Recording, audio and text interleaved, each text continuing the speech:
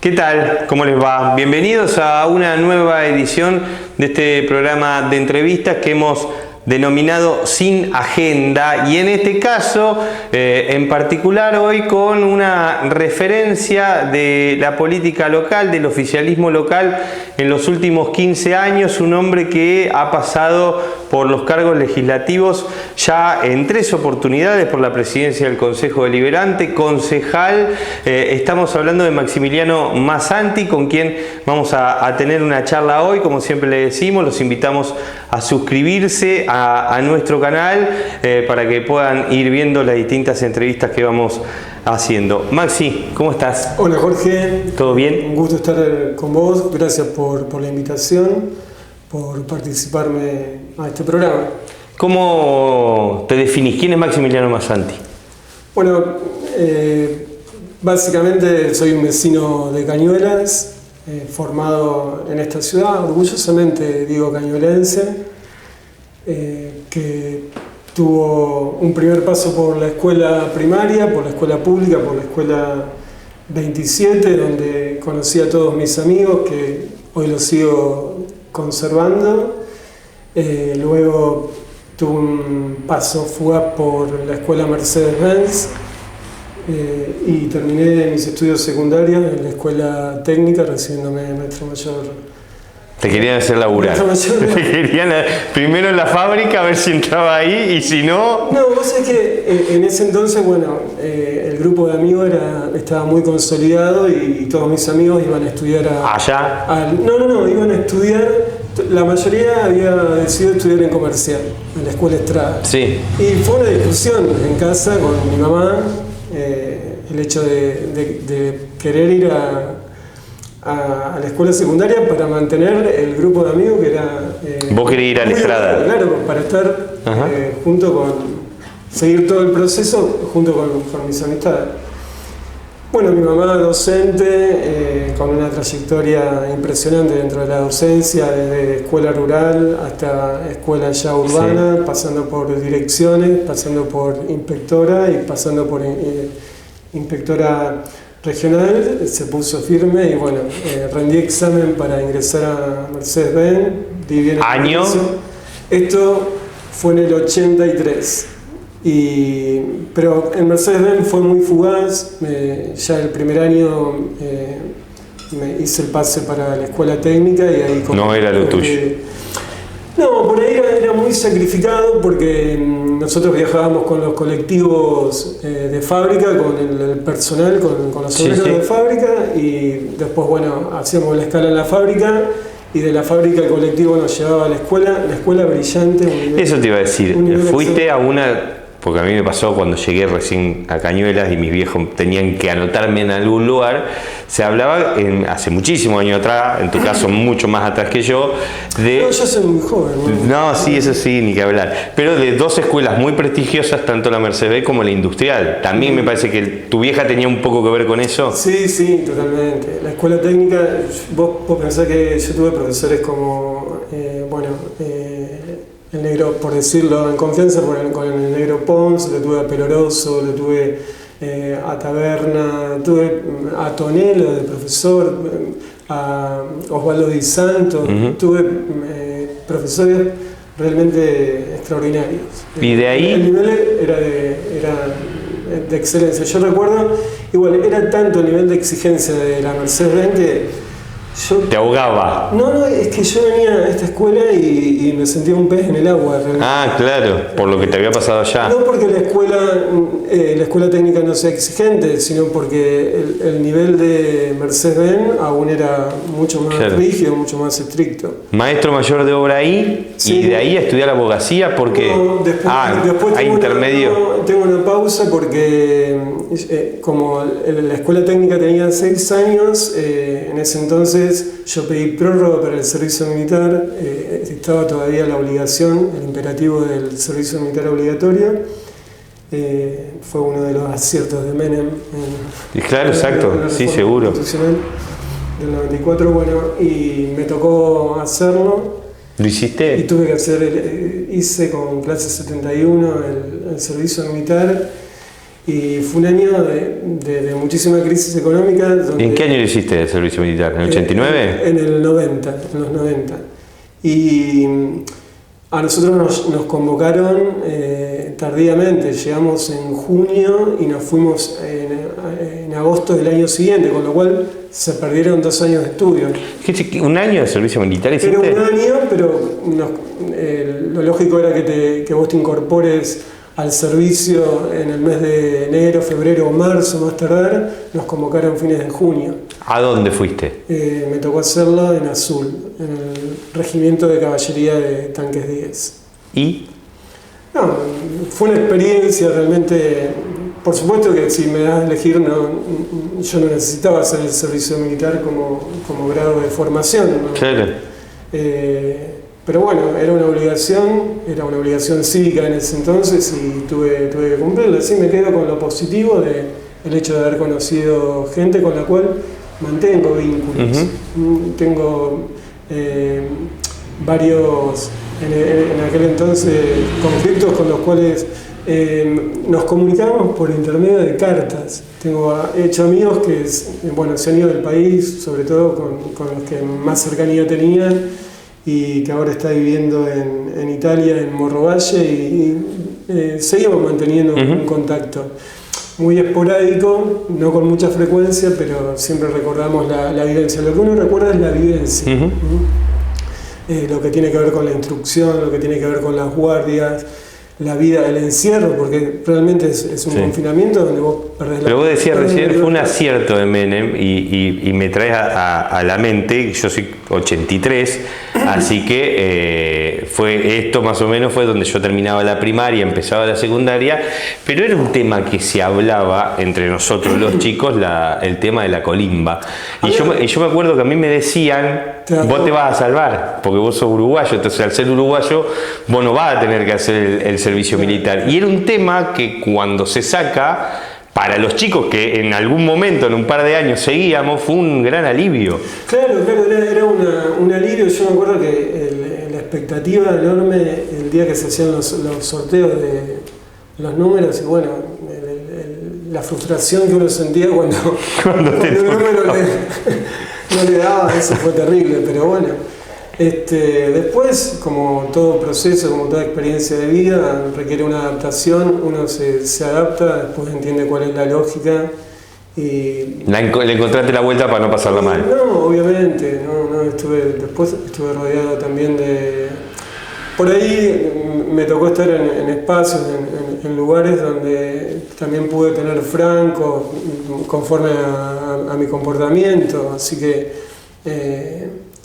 fue una experiencia más en este recorrido que es la vida, ¿no? En este así que después volver y a terminar los estudios. Vuelvo,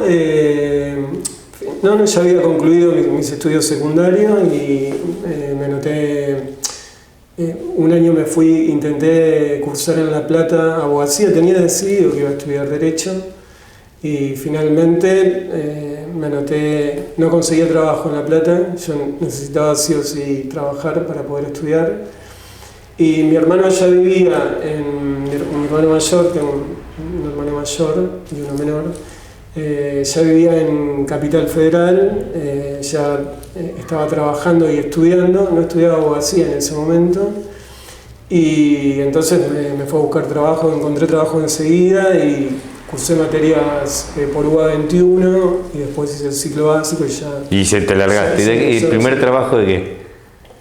Y trabajé de todo, trabajé de cadete, después trabajé en una empresa en Teima que estaba relacionada con mi título secundario, y hacíamos proyectos de ampliación de líneas telefónicas. En ese entonces se había privatizado lo que era Entel, y vos tenías la cobertura sur y norte, y nosotros trabajábamos con Teima al servicio de Telefónica, ¿no? Y bueno, lo que hacíamos era ir al terreno, pasar a croquis todo lo existente, todas las líneas telefónicas existentes. Hablo de telefonía fija. Fija, ¿no? claro, el cable. Y después eso lo volcábamos a los planos y hacíamos las ampliaciones de las redes. Ahí trabajé durante 2 años. Después hubo una época en el segundo mandato de Menem, se profundizó la recesión. Sí, claro. También los índices de desempleo aumentan. Esta empresa empieza a reducir personal, nos quedamos sin trabajo. Y por un contacto entré a trabajar en Rodicio, trabajé de empleado administrativo en Rodicio. Y finalmente los últimos 2 años de la carrera ya me vine a Cañuelas. Y pudiste hacerlo ida y vuelta. Y ahí ya estabas metido con el tema de la política. ¿Ya te gustaba la política o no le dabas ni 5 de bola? Era un momento difícil para estar metido en la política también. No, en ese yo tengo que ser honesto, en ese entonces no estaba en mis planes la política. Estaba totalmente abocado a los estudios. No obstante, me gustaba la política porque yo toda la primavera política, es decir, la recuperación institucional, la viví muy de cerca con mi mamá. Claro, que era concejal. Ella fue concejal, alfonsinista, y yo pensaba porque con mi hermano teníamos 12, 13 años y la acompañamos a todos los años. Y andaban en todo eso. Yo lo vivía eso, realmente fui testigo de Alfonsín, de verlo en el obelisco, del médico a la derecha. Claro. Estaba en ese acto, el Ferro estaba en Ferro, se va a acabar la dictadura militar, eso lo viví. También viví en casa, se hablaba mucho de política en la época de la dictadura cívico-militar, que éramos muy chicos. Claro. Enterrar libros del Che Guevara, mi mamá muy lectora, enterrar libros que estaban censurados, prohibidos, la memoria del Che Guevara. ¿Y vos te acordás la imagen de ver a tu vieja enterrando libros? Con nosotros, con mi hermano. ¿Y explicándole qué era lo que estaba haciendo? Nosotros sabíamos lo que estaba pasando y el contexto lo conocíamos. Y el libro se enterró. Después, cuando se recuperó, cuando volvimos a la democracia, ese libro fue desenterrado. Mi mamá, me acuerdo que, claro, estaba todo, imagínate, lo había envuelto en nylon, en bolsas, enterrado en el jardín. Y lo secó en un horno, y me acuerdo que los bordes del libro están quemados, y ese libro está en casa en la biblioteca de mi mamá. Tiene una biblioteca muy vasta, muy rica.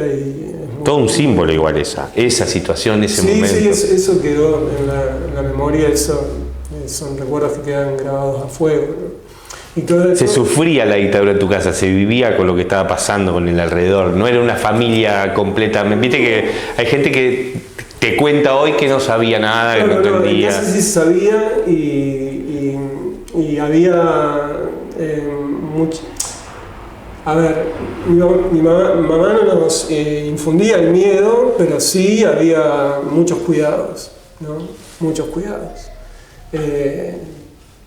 Pero bueno, la época que... Y de la época de Alfonsín... de la época, ¿no? Y de la vuelta a la democracia con Alfonsín, los actos y demás, hoy como un integrante de la política, la vida política, otro sector político, o no sé, digamos, no sé por el sentido de las ideas de Alfonsín, ¿qué te queda? ¿Qué rescatás de aquello que vos veías cuando eras chico? Yo creo que la virtud más grande de Alfonsín fue el hecho, el momento, el contexto histórico, la recuperación de la democracia. Creo que es un logro compartido junto con el pueblo, ¿no? Entender el momento. El momento, ese momento histórico. Pero uno se queda con todo lo positivo de Alfonsín, ¿no? No obstante lo que pasó en términos económicos, ¿no? Pero se queda con esa figura. Algunos lo mencionan como el padre de la democracia, de la recuperación institucional. Yo creo que fue una figura central para recuperar las instituciones democráticas y para consolidar la democracia en un momento donde el partido militar y donde los militares conservaban mucho poder. De hecho, sufrió varios intentos fallidos del Estado, ¿no? Pero se pudo mantener el poder. Se retiró antes por la crisis social, por la crisis económica, pero uno recuerda el hecho de defender las instituciones de la democracia. Yo creo que eso fue lo central de Raúl Alfonsín. Volviendo para acá, me decía, no mucha pelota a la política, en tu casa se hablaba, pero bueno, los finales de los 90 no daban mucho como para meterse en el tema. Sí recuerdo en el secundario hablar de política con mis compañeros, ¿no? Esa etapa también no la puedo negar, pero después totalmente una pausa. ¿Y cuándo volvés? ¿Cuándo te empezás a meter de vuelta? No, bueno, y sigo con la presentación. Después en la facultad por ahí no tenía participación activa en ninguna agrupación, pero sí tenía compañeros de la facultad que militaban y cuando en la época de Menem se quiso arancelar la universidad pública, me acuerdo que hubo una movilización tremenda, se hicieron asambleas en la facultad, participé de esas asambleas con compañeros que participaban activamente y a todas las marchas, ir a todas las marchas en defensa de la universidad pública. Por eso yo digo que soy orgulloso de haber tenido la oportunidad de poderme formarme tanto en la escuela pública como en la universidad pública. Ahora, cuando ves todo lo que pasó esta semana y la situación del veto y el financiamiento universitario y todo el caldo de cultivo que se empieza a generar de algo que recién parece arrancar, ¿lo comparás con aquello? ¿Le ves algún punto de conexión con aquello que se intentó hacer en algún momento y cómo reaccionó la gente, los estudiantes? Sí, hay un denominador común en el sentido de que todos los estudiantes están movilizados y que en nuestro país la defensa por la universidad pública y el sentido de la universidad pública tiene un enorme peso. Y también hay un denominador común en la política, en el hecho de querer de financiar. En aquel entonces era arancelar la universidad pública, ahora pasa por el desfinanciamiento. Creo que hay una coincidencia en las políticas, del gobierno, ¿no? Me parece lamentable el hecho de querer financiar, porque sí veo que existe un consenso generalizado en nuestro país del funcionamiento de la universidad pública. Yo siempre lo digo, la universidad pública, la UBA, y todas las universidades, ¿no? Están muy bien rankeadas a nivel mundial. De hecho, la Universidad de Buenos Aires ha subido puestos en el ranking a nivel internacional. Por lo tanto, uno no puede entender, no existe lógica para entender ese razonamiento, el hecho de atentar contra la universidad pública, algo que funciona y que funciona bien. Entonces, uno lamenta porque eso también atenta contra las igualdades, ¿no? Contra la igualdad de oportunidades. La universidad pública huelgan los motivos, las razones para la defensa, desde lo social como factor de igualdad de oportunidades, ¿no? Es inclusiva porque siempre integra alumnos de distintos orígenes, de distintos contextos, y por supuesto es también factor para el ascenso social. Es decir, ¿qué oportunidad podés tener en la vida si no te formás? Al que pasó por la universidad pública lo toca un poco más. Y yo creo que sí, tenés más sentido. Yo creo que tenés mucho más sentido. Pero bueno, eso a mí, la verdad que es una preocupación mirando hacia el futuro, ¿no? ¿Qué país vamos a construir? ¿Qué futuro vamos a construir sin universidad pública, sin igualdad de oportunidades, ¿no? Conocimos hace poco los índices de pobreza son alarmantes. 7 de cada 10 jóvenes son pobres. Imagínate que no pueden ir a una universidad privada o pagar una universidad privada. Claro. Ya es dificultoso por el costo de vida, el transporte. En fin, ahí vuelan los motivos. Y después de lo económico, ni hablar, ¿no? El crecimiento, el desarrollo de un país. Un profesional formado en una universidad pública devuelve el crecimiento con su profesión. También le aporta, contribuye al desarrollo del país.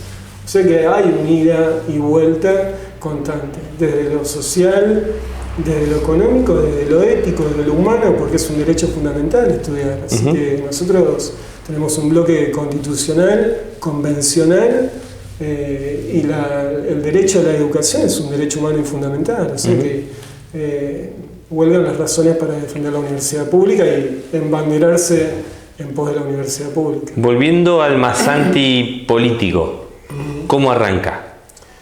Bueno, yo empiezo a militar, amigo, jóvenes profesionales recibidos con Emilio Contreras, con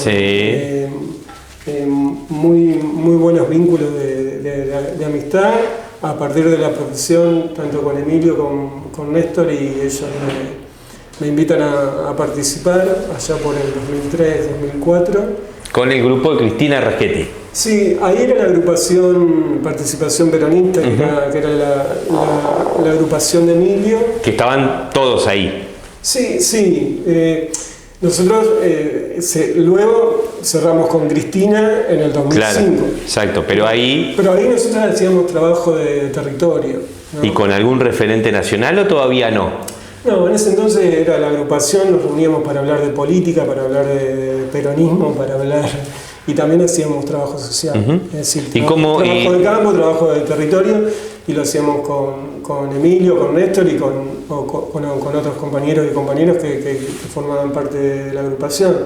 Y luego, bueno, llegamos al 2005. Participación Peronista, Néstor Contreras, Emilio Contreras, Maximiliano Masanti. Y estaba Rita Peralta. Gustavo y Marisa por una línea, Cristina Raschetti por la otra. Exactamente. Bueno, contá, a ver cómo se define eso en ese momento. No, pero vos sabés que no había tensiones. No, pero digo, Cristina era la presidenta del PJ, iba con Dualde, claro. Marisa y Gustavo ya iban con Néstor en el 2005, era toda una decisión. Totalmente, ¿no? Totalmente. Nosotros lo vivimos de esta manera, porque yo me acuerdo que el PJ en ese momento, el PJ funcionaba en esta esquina. El local estaba acá en Belgrano y Bransen. ¿Acá en la esquina? Sí. No sabía eso, no me acuerdo del local ahí. Se hicieron un montón de reuniones para resolver cómo íbamos a definir. Porque era una decisión local, pero también una decisión nacional. Pero también había que, claro. Y bueno, finalmente pasó lo que en los hechos y lo que registra la historia, ¿no? Por un lado, Gustavo y Marisa fueron en ese entonces el Frente para la Victoria, y nosotros fuimos dentro de la estructura del PJ, fuimos con Cristina en un momento donde Néstor se estaba consolidando. Sí. Néstor estaba... No hay que descontextualizarlo. Claro, Néstor estaba en crecimiento. ¿Pesó mucho el partido como partido para la decisión? Me de haber participado de una reunión con todos, estaba Marta Zamora, un montón de compañeros históricos, y me acuerdo de las palabras, ¿no? De algunos compañeros, no los voy a nombrar, pero que nos están diciendo en Buenos Aires que es ahora o nunca, compañeros, que esta vez ganamos el territorio, que había que tomar la decisión. Claro. La elección fue fenomenal, es decir, entre el Frente para la Victoria y el PJ sacamos la... Sí, claro, pero ¿qué virtud tenía el sector de Cristina Raschetti sobre el otro para cerrar ahí? Por ahí me decís el acuerdo político, porque ustedes iban en los primeros lugares de la lista. Tenía que ver con la estructura orgánica del partido, tenía que ver con el sentido, con el sentir de lo que tiene que ver todo lo partidario, ¿no? La definición pasó por ese lugar. Y después, bueno, nos encolumnamos detrás de Dualde y otros se encolumnaron detrás de Néstor y de Cristina. ¿Y cómo se da después la conjunción? ¿Cómo se da su llegada? Bueno, yo después, obviamente, yo sigo transitando mi vida como profesional. Claro, sin cargo todavía. No, yo no tenía cargo. Yo en ese entonces era docente y también joven profesional. De hecho, me desempeñaba... ejercía la profesión, alternaba también con la docencia y también me desempeñaba como defensor oficial ad hoc y como asesor de menores ad hoc, es decir, ejercí durante mucho tiempo la profesión. Y en el 2007, bueno, el Partido Justicialista va por dentro de la estructura y es ahí donde ustedes se alinean. Se produce la fusión. ¿Y cómo viviste esa elección? Digamos, porque... Yo en el 2000... antes que eso, ¿por qué al Partido Justicialista? ¿Por qué a la agrupación Participación Peronista con tu vieja como concejal radical en algún momento? ¿O vos siempre sentiste que tu lugar era el peronismo? Yo lo sentía, yo soy militante peronista por elección, mi mamá me educó en valores y para mí es una referencia, ¿no? Es un ejemplo de honestidad y de sencillez. Y ella, pero tu ideología política la elegías vos. Con convicciones profundas, pero me educó en un marco de absoluta libertad, me dejó elegir, jamás me dijo, Maxi, tenés que ir a afiliarte al radicalismo, tenés que... Jamás, eso nunca. Vos siempre te sentiste que tu lugar estaba ahí. Después, por una cuestión de esa invitación, de empezar a caminar y el hecho de participar y de involucrarse, me sentí a gusto. Sí, claro. Es decir, encontré en el peronismo el espacio donde desarrollar la militancia. Y y el contexto, digamos, 2003, 2007, con todo lo que ocurría a nivel nacional, no había otra cosa que... Totalmente, y después, por supuesto, que uno después comulga con los preceptos, con los dogmas, con los principios, con los valores, con la doctrina, uno se encuentra y dice, fue una buena decisión haber militado en el peronismo. Bueno, la elección del 2007, ¿cómo viviste toda la elección, digamos, en lo que fue el primer triunfo del peronismo? Sí, yo recuerdo que trabajamos muchísimo, toda la agrupación, también soy un agradecido de Cristina y no la puedo dejar de mencionar porque a mí, yo era muy joven, había muchos compañeras y compañeras que tenían una trayectoria tremenda y yo ocupé el tercer lugar en la lista. Sí, claro. Esto también es gracias a Néstor, me refiero a Néstor Contreras, a Emilio y a toda la estructura del PJ que se quedó dentro del PJ que permitieron que yo vaya como candidato. Después hice una pausa hasta el 2007. Emilio ya me venía a ver, él me decía que el PJ se iba a encolumnar dentro de la estructura de gobierno, por lo tanto que era muy probable que eso ocurriera y bueno, finalmente hubo un acuerdo, hubo una fusión, Emilio va al departamento ejecutivo y yo asumo la banca en finales del 2007 cuando Gustavo gana la elección y después bueno, todo este camino que uno fue construyendo. Sí, como... que tengo todo agradecimiento, digamos, ¿no? Porque también Gustavo y Marisa me abrieron las puertas y me dieron todas las posibilidades para poder crecer en términos políticos, ¿no? Teniendo en cuenta esto que estamos hablando y que tu inicio con la política sea más o menos en el inicio del kirchnerismo, cuando vos como vecino de Cañuelas, mañana le de contar a tu hijo, del 2003 ahora, en una generalidad, digamos, ¿en qué impactaron los gobiernos kirchneristas, las decisiones kirchneristas, el programa económico del kirchnerismo en Cañuelas para vos después de todos estos años viviendo acá? No, yo lo viví como, viste la canción Los mejores días fueron peronistas, bueno... Vos siendo parte aparte. Creo que fue un periodo extraordinario, desde la recuperación primero del valor de la política, ¿no? Como herramienta de transformación, pero no como frase vacía de contenido, porque lo vivimos de esa manera. Todos los logros, en todos los aspectos, recuperar la política como valor, como herramienta de transformación, todas las políticas sociales, ¿no? Estoy hablando de la asignación universal por hijo, estoy hablando de la pensión universal para adultos mayores, del programa de moratoria, de la política de derechos humanos, ¿no? La derogación de las leyes impunes para la consecución de los juicios por lesa humanidad. Estoy hablando de las políticas de género, hablamos de la identidad de género, del matrimonio igualitario, del desendeudamiento, ¿no? Argentina era un país que estaba atravesando una crisis económica, social, terminal, se obtuvo el 75% de la quita de la deuda. Eso ocurrió en diciembre de 2005. Y todo eso acá, en Cañuelas, en el territorio. Ni que hablar a partir de que gana el gobierno el peronismo, ¿no? Bueno, después, ¿cómo impacta? Bueno, después lo ves el impacto en las elecciones del 2011, ¿no? Donde el triunfo es contundente. Eran 7 bancas en el Consejo Deliberante y las 7 bancas fueron del Frente para la Victoria. Ahí ves cómo se vivía cómo vivía la política, nuestro espacio político, y cómo estaba también en consonancia con el sentir de nuestras comunidades y del pueblo, ¿no?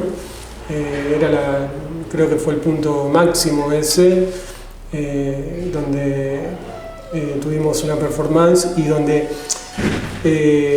pudimos crecer también como comunidad. Yo creo que ese periodo de Gustavo, el primer mandato del 2007 al 2011, fue excelente. La primera etapa yo digo que es de recuperación y de reparación, ¿no? Teníamos un municipio prácticamente que no daba respuestas, no solamente a nivel de servicios, también estaba quebrado en lo humano y en lo financiero, había un conflicto en el Hospital Marceli. Esto, Jorge, vos sos testigo porque sí, claro, lo hemos dicho varias veces, en varias reiteradas oportunidades en el Consejo Deliberante, pero esto realmente era lo que pasaba con Cañuelas. Teníamos problemas con la recolección de residuos, no teníamos un predio de donde disponer de los residuos sólidos urbanos, es decir, se lograron... Sí, el inicio del Cuenca, del hospital, digamos, también se da entre el 2011 y 2015. En el 2011, en el segundo periodo, el logro máximo, sin hesitar, es el hospital de Cuenca. ¿Sí? Ahora, vos empezás a tener una actividad pública completamente relevante a partir del 2011, donde ganás de vuelta la banca, pero en el 2013, esta es una visión mía, para mí encontrás tu lugar en el mundo, que es la presidencia del Consejo Deliberante, que es en el lugar, que es lo que yo interpreto, digamos, de 2011 para acá, el lugar perfecto en el que has estado vos siempre, que yo siento que vos te has sentido más cómodo y que también a la política en cierto punto has sentido que era el lugar en el que más cómodo estaba para relacionarte vos. Sí. Pero antes de todo eso, vos llegás a la presidencia del Consejo en el medio de tensiones internas muy fuertes, porque la presidencia del Consejo, vos llegás cuando se decide correr a Alejandro Sindmena a ese lugar, que en ese momento era el presidente del Consejo. Hay una licencia de Alejandro. Una sesión en Los Pozos. La sesión fue en Vicente Casales. En Vicente Casales. Que la UCR no quiso votar. Exacto. Bueno, llegá, digamos, a manejar un Consejo Deliberante en un momento... Pero me toca a mí, ahí en ese entonces asume Mirta Báez. Mirta Báez. Después de Mirta Báez venís vos. Después de Mirta Báez, en el 2013, me toca presidir a mí. Épocas de tensiones. Esos 2 años, es decir, mi primera etapa del 2007 al 2009, que fue un reemplazo de Emilio, fue un proceso de aprendizaje. Y también lo fue del 2011 al 2013, ¿no? Tomar conocimiento de cómo eran los movimientos, cómo era la lógica del Consejo Deliberante, también entender cómo es el funcionamiento del Consejo Deliberante, encontrarse con el reglamento, con la Ley Orgánica de Municipalidades, ¿no? Que son las normas rectoras para los y las concejalas. Y bueno, y llegó el 2013, pero superada ese momento de tensión. Vos decís que por ahí, desde tu perspectiva, desde tu visión, es el lugar perfecto. Yo tengo vocación institucional, por eso. A mí soy muy institucionalista. Porque aparte es una posición que parece que está buena, pero a la vez es bastante fea, porque en realidad no dejás de pertenecer a un espacio político, pero cuando te sentás arriba del estrado en la presidencia, tenés que ser un poco ecuánime. Y te putean los de enfrente porque creen que jugás para tu sector, y te putean los de tu sector porque decís que sos demasiado bueno con ellos, que lo están puteando a tu compañero. Y seguramente, sí, a veces se generan tensiones. Sí, uno tiene que administrar la palabra y cada uno de los bloques políticos tiene el derecho de expresarse y de hacer escuchar su voz. Pero me gusta, cuando yo digo tengo vocación institucional, porque siempre he tenido vínculos desde chico con lo institucional. Lo he tenido pasando por distintas instituciones, desde un club como el Club Cañuelas, cuando practicaba deportes, básquet, tenis, fútbol, sin destacar de ninguno. Bueno, participando. Pero participando, después vocación institucional, porque he participado de Acción Católica, de Interar, es decir, de muchas instituciones, y me gusta todo lo institucional, todo el funcionamiento, todo lo orgánico, toda esa parte realmente es algo que me despierta muchísimo interés loco, con muchísimo agrado. Si no fuera así, no podría ocupar ese lugar que ocupo. Por supuesto que esto también es gracias a los compañeros y a las compañeras, sí, y claro. también es gracias a la conducción. Uno no ocupa el lugar donde está porque yo quiero ser presidente, no, porque hay apoyo de los compañeros, de las compañeras y del espacio político, ¿no? ¿Sentís que es cuestionado el Consejo Deliberante por la gente? Y yo creo que hoy por ahí hay que hacer una revisión, ¿no? Toda la política en estos últimos tiempos estuvo cuestionada. El Consejo Deliberante no es ajeno, ¿no? Es un lugar de mucha exposición, ¿no? Yo digo que cuando hay un problema de gestión, también el Consejo Deliberante es un mostrador donde la gente va a presentar las quejas. ¿La gente entiende qué hace el concejal?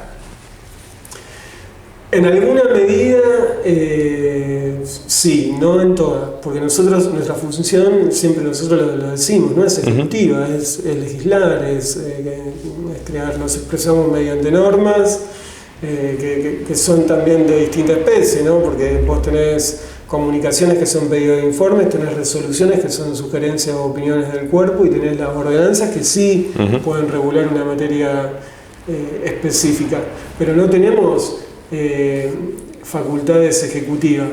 Hay un problema detectado en un barrio hidráulico, y nosotros mandamos una cuadrilla del municipio, del área de servicios, de obras públicas, para que se ocupe de la problemática. No es nuestra función. Por supuesto, hay comisiones de trabajo que pueden hacer un abordaje del tema, pero nunca va a ser ejecutivo igual. Sí, claro. Siempre nosotros, como oficialismo, cuando detectamos que hay un problema, siempre damos traslado al ejecutivo. ¿Tendrían que salir más a la calle, o no se puede, o no se debe, o el trabajo es otro? Porque viste que hay mucho, digamos, el comentario es, si no se los ve por los barrios. Ahora, te tengo acá y te pregunto, ¿tienen que salir más? Es un rol muy administrativo el que está marcando vos. Hay gente que, ustedes se reúnen, los concejales se reúnen en comisión todos los días en la semana. No es que cuando no hay sesión no están haciendo nada, la gente eso no lo ve. Entonces hay un rol administrativo. Sí. La sesión es muy poco de lo que pasa en el Consejo Deliberante. Claro. Es decir, lo que vos ves en es la foto. Es la discusión.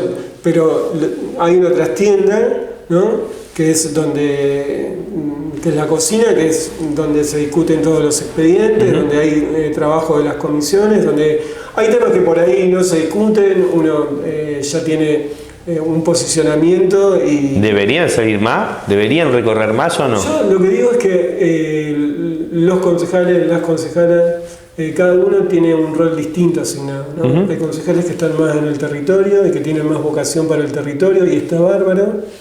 Y hay otros concejales que tienen otro rol. Algunos, en términos peyorativos, los llaman, son más de escritorio que de territorio. Sí, claro. Pero, sí, después está la parte de la chicana, la discusión política. Yo creo que hay que hacer un equilibrio, ¿no? Hay gente que es más visible en el territorio, ¿no? Y hay gente que es más visible en el Consejo Deliberante, pero también necesita estar en el Consejo Deliberante. Sí. Son distintas funciones, distintos roles. Yo, digamos, no hay que desmerecer el trabajo de nadie si el trabajo es con compromiso, ¿no? Creo que fundamentalmente hay que tener compromiso, convicciones y trabajar con responsabilidad.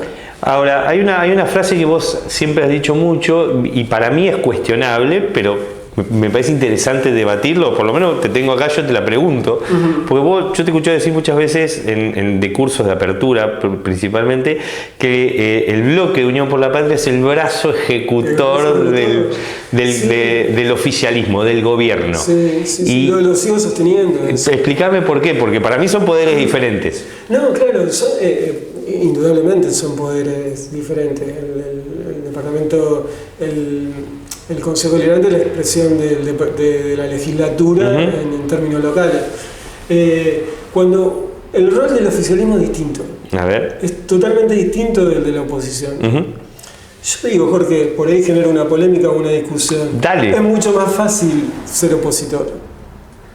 Porque vos no tenés responsabilidad de gobierno. Estás para marcar. De allá tira la que quiera. No, pero marcás el error. O podés pedir. Pero después hay que ver los recursos que dispone el Ejecutivo, hay que ver de qué herramientas dispone, hay que analizar cuál es el contexto. Entonces, marcar el error es una tarea sencilla, ¿no? Pero la responsabilidad del gobierno la tiene el oficialismo. Y la frase tiene un único sentido del brazo ejecutor, porque nosotros... nuestro espacio es un espacio vertical, ¿no? Y esto no quiere decir que nosotros no tengamos iniciativa legislativa y que no podamos trabajar en determinados temas, pero sí de toda la agenda de gobierno del Departamento Ejecutivo somos los brazos ejecutores, porque vos pensás en ordenanzas que son claves, en el presupuesto, sí, claro, en una rendición de cuentas, en los convenios que... Sí, la compra del basurero... En los convenios que firma el municipio. Y la restitución del lugar donde está el Cuenca. Pero todos los convenios que firma el Departamento Ejecutivo.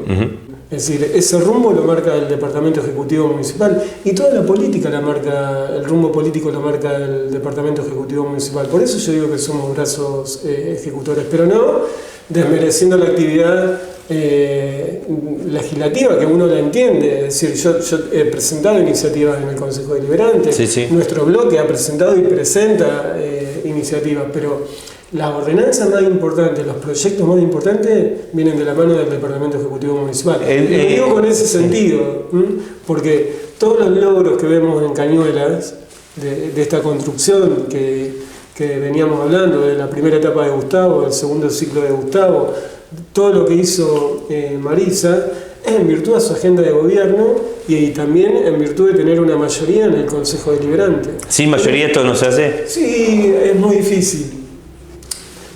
Por ahí lo podés hacer, pero de otra manera, ¿no? No con la impronta que le quiere dar el gobierno municipal. Allá por el 2017 se dio una discusión en torno a eso, después de que Cambiemos ganara la elección con el tema de la presidencia. En ese momento el Consejo Deliberante se puso muy parejo y en estos últimos años también se dio una judicialización de la política por parte de los bloques opositores. ¿Qué análisis haces vos como político? Pero encima sos abogado, digamos. Sí, no, mirá, si vamos al hecho del acta y de la firma, ese hecho, pero antes de hablar del caso particular de lo denominado firma trucha, antes de eso también hubo, por pedido de informes, que se hicieron presentaciones en la justicia. Presentaciones. Porque no. A Gustavo le hicieron un allanamiento también. ¿Te acordás cuando allanaron la municipalidad? ¿Qué visión tenés de la judicialización de la política? Yo creo que toda la cuestión política la tiene que resolver la política. El problema político lo tiene que resolver la política, no la justicia. Somos poderes absolutamente independientes. No me parece que sea el camino. No cumpliste con una ordenanza, voy a exigir el cumplimiento a la justicia. No creo que en ese camino. ¿Contestan los informes o no? Lo que pasa es que, a ver... ¿O no es tan así? En la última sesión ingresaron no menos de 7 respuestas de pedidos de informe, con lo cual se contestan. Por supuesto. A ver, una judicialización de la política por la respuesta a un informe da la sensación en principio que es un poco exagerado. Está sobredimensionado el tema, creo, y también hay una utilización política. Hay utilización para que este gobierno atenta contra los principios fundamentales de la democracia. No te responde un informe, no te permite el acceso a la información pública. Yo creo que detrás de la judicialización también hay buscar un rédito político. ¿No?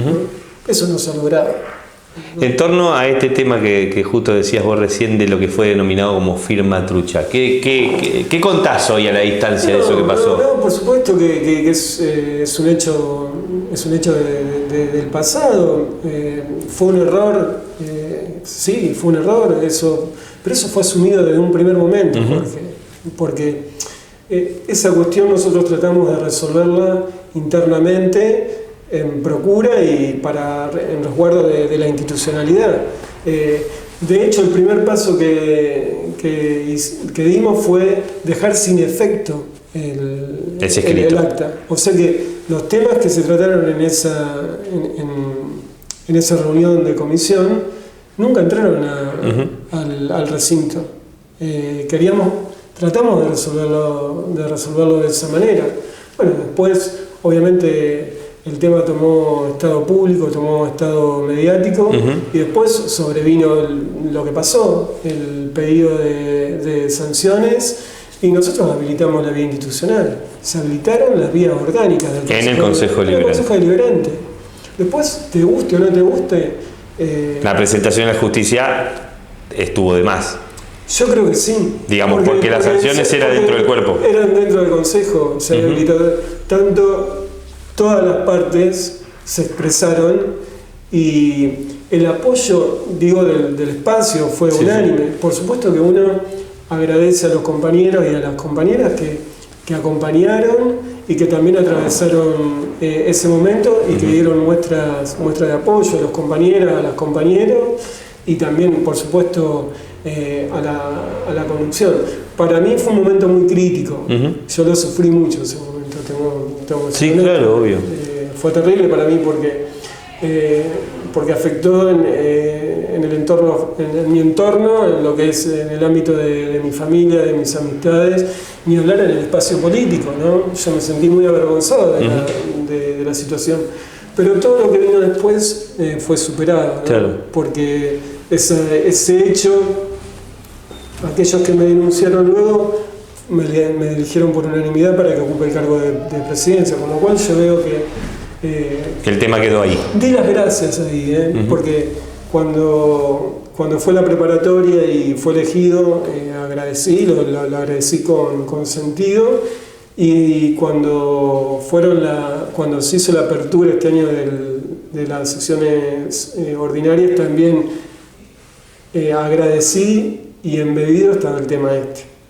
No lo dije, no lo mencioné, pero sí, embebido estaba este tema, porque parte de quienes me denunciaron me eligieron por unanimidad para ocupar el cargo de presidente del Consejo Deliberante. Por lo tanto, yo creo que es un tema que fue superado.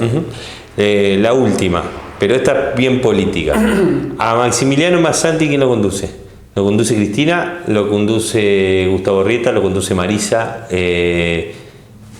Te tenés que definir por alguien, no sé, o me decís mi mamá, no sé, capaz que te conduce tu vieja y ya está. No, yo no soy libre pensador, yo formo parte de un espacio político, estoy dentro de una estructura y yo siempre me referencio a nivel local con Gustavo y con Marisa, por supuesto, soy muy cristinista, sí, totalmente. Gracias. No, de nada, gracias a vos por el espacio y por permitirme participar del programa.